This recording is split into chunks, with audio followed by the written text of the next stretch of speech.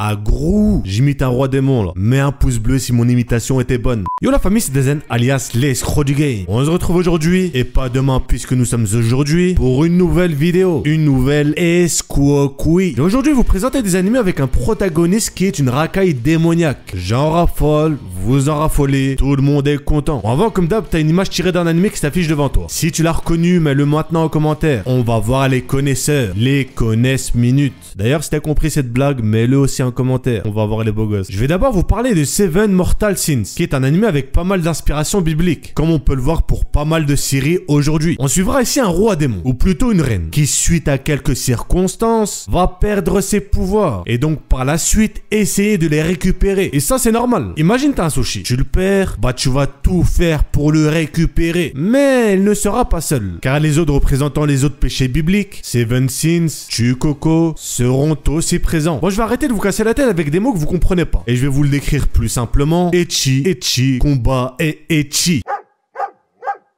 On n'est bien évidemment pas dans un truc de fou, bien que la trame globale soit passable. Et on va pas se mentir, les références bibliques c'était juste une excuse pour mettre du ecchi, mais faire genre par derrière qu'il y a des refs. C'est un petit escroc l'auteur, mais franchement ça se regarde quand même bien. Devil and Realist, où l'on suivra William, qui est un étudiant de génie et en même temps l'héritier de sa famille. De temps en temps le frérot rentre chez lui, et c'est justement ce qu'il va faire, rentrer chez lui. Mais un petit problème va se poser, puisqu'en rentrant, il va trouver absolument personne. Et oui, puisque toute sa famille est partie manger sushi. On applaudit. Non, je déconne, il va apprendre que sa famille a été ruinée par son oncle. Et donc, par la suite, va aller au sous-sol et trouver un petit démon des familles. Et ce démon va lui dire, frérot, t'es le prochain roi démon. Notre beau gosse va donc être déjà très logiquement choqué. Frérot, c'est normal d'être choqué. What the fuck, les amis? Et du coup, là, tu vas te dire, mais que va faire William? Bah, regarde l'animé et tu le sauras. Perso, j'ai kiffé l'animé. Et il est d'ailleurs, d'après les avis que j'ai pu voir sur le net, très apprécié. On est dans de la comédie avec, bien entendu, de la fantasy et un peu de lutte de pouvoir. Donc, si t'aimes bien les trucs de ce style, tu sais quoi regarder. La vidéo de Daisen. Continuons avec l'anime Yukai Ningen Bam, où l'on suivra 3 démons. Bem, Biro et Bira. Oh, l'auteur, il s'est pas cassé la tête avec les noms. Il a juste changé une lettre. Ils sont tous les 3 dans leur forme d'un milieu différent. On a un petit garçon, un gangster et une sorcière. Et ces 3 chacals visent à devenir humains.